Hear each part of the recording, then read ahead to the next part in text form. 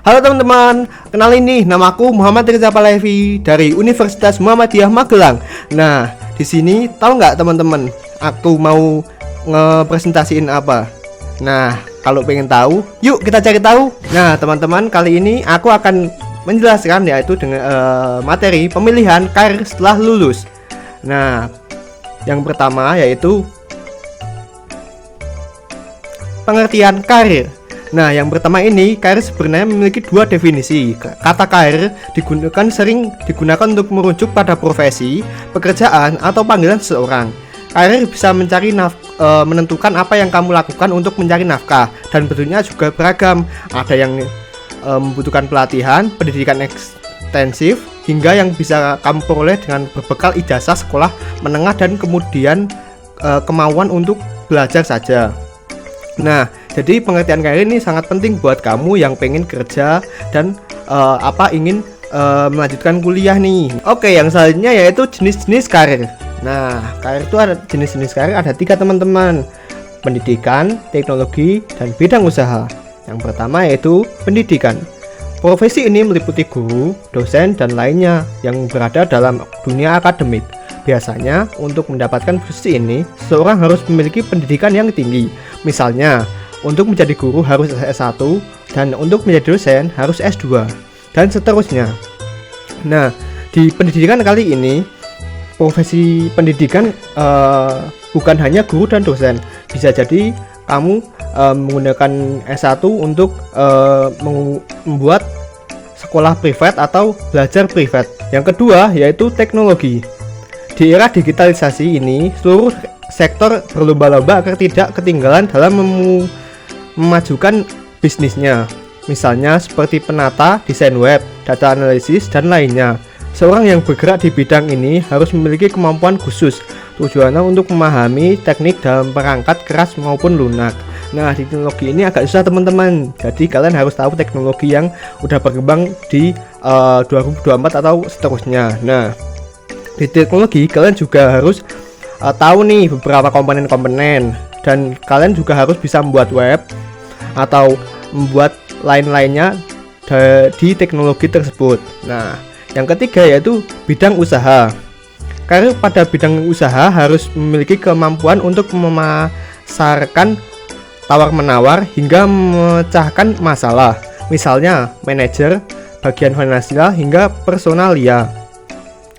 Nah, di bidang usaha kalian harus kreatif ya teman-teman. Kalian bisa membuat lapangan pekerjaan buat orang lain juga. Nah, kalian bisa menggunakan bidang usaha ini kayak membuat sebuah produk dari kalian sendiri nih teman-teman. Jadi buat kalian yang kreatif bisa nih di bidang usaha aja. Nah, kita lanjut ke yang selanjutnya. Nah, yang selanjutnya yaitu contoh-contoh karir.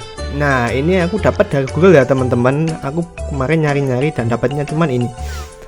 Yang pertama yaitu ahli analitik data. Yang pertama termasuk dalam digital karakter. Tugasnya berfungsi dalam mengumpulkan dan menganalisa dan mempresentasikan data untuk membantu organisasi membuat keputusan yang berdasarkan data. Nah, ini yang pengen ngambil ahli analitik data harus teliti ya teman-teman buat pengamatan data untuk keputusan organisasi atau perusahaan. Yang kedua yaitu desain grafis. Desain grafis bertugas untuk membuat desain visual mulai dari logo, brosur, situs web, dan materi pemasaran digital lainnya. Nah, kalau desain grafis kan harus pintar-pintar buat banyak ide yang kreatif teman-teman. Nah, bisa kalian membuat dengan beberapa aplikasi seperti kayak Canva, terus PixArt buat membuatnya. Nah, dari logo, brosur, situs web, dan lainnya, itu desain grafis sangat diperlukan buat perusahaan yang pengen promosikan beberapa produk-produknya atau beberapa tempat kerjanya untuk dibuat banner dan lain-lain. Yang ketiga yaitu pengembang game atau game developer. Nah, ini agak susah nih teman-teman. Game developer adalah bertugas untuk merancang, mengembangkan, dan memprogram permainan komputer atau aplikasi game. Nah, game developer atau pengembang game ini selalu menggunakan engine ya, banyak yang menggunakan engine yaitu Unreal Engine. Nah, jadi kita harus tahu gimana nih membuat game atau mengoperasikan game dan mencari tahu apa aja ada bug atau ada cheater di game tersebut. Yang keempat yaitu manajer media sosial. Salah satu profesi yang paling diincar oleh anak muda saat ini adalah social media manager.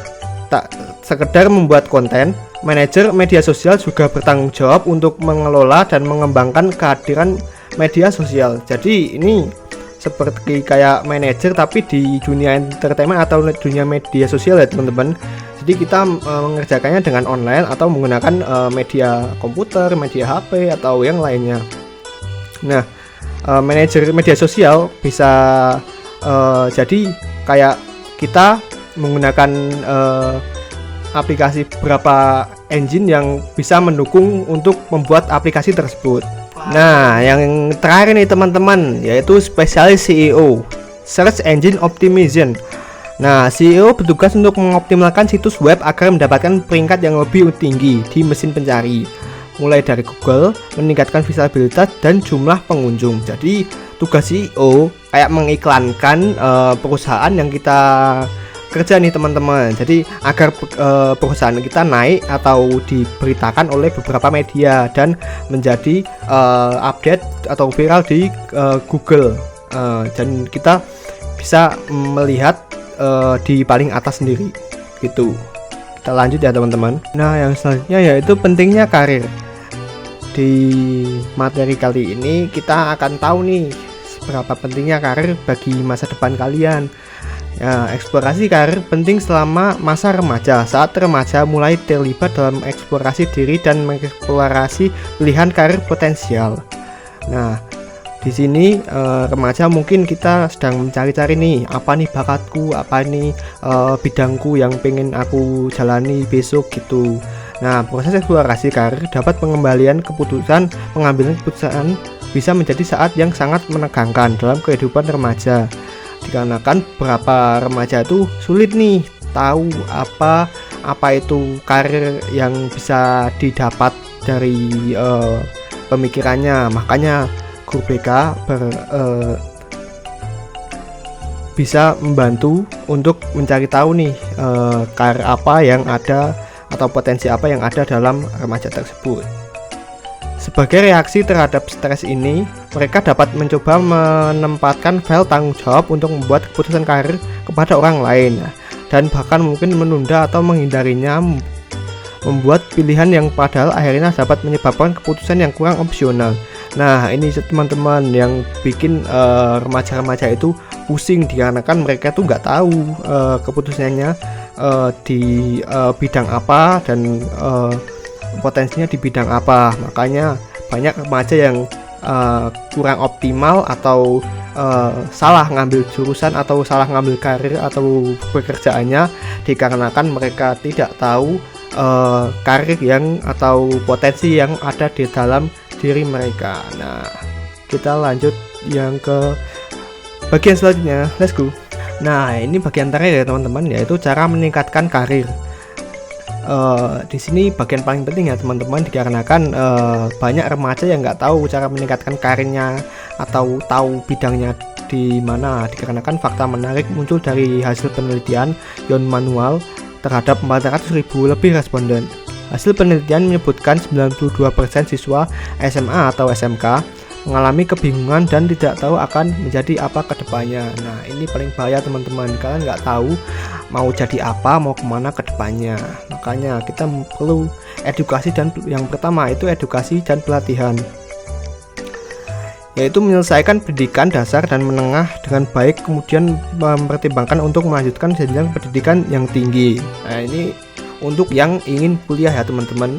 Jadi biasanya tanya-tanya ke beberapa guru untuk kuliah di mana yang bagus sesuai fashion, atau tanya ke guru BK sesuai fashion apa yang dia tahu. Yang selanjutnya yaitu mengikuti kursus atau pelatihan keterampilan. Nah, biasanya ini untuk yang pengen tahu nih gimana cara kerja nih. Biasanya ikut seminar atau pelatihan pekerjaan yang lain. Yang kedua yaitu pengalaman kerja, yaitu magang. Magang ini sangat penting teman-teman buat kalian yang dulu SMK biasanya ada tuh magang di kelas 11. Nah, itu sangat penting dikarenakan besok kalau kalian bekerja di bidang yang tersebut, kalian tidak pusing atau tidak tahu harus ngapain, tapi langsung bekerja dengan baik.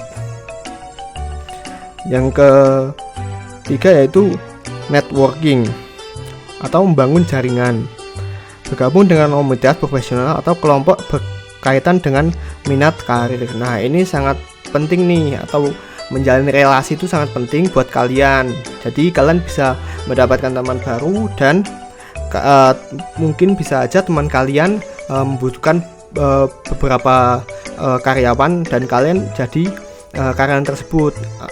Dan yang selanjutnya yaitu pengembangan diri, yaitu soft skill, mengembangkan keterampilan komunikasi, kepemimpinan dan manajemen waktu.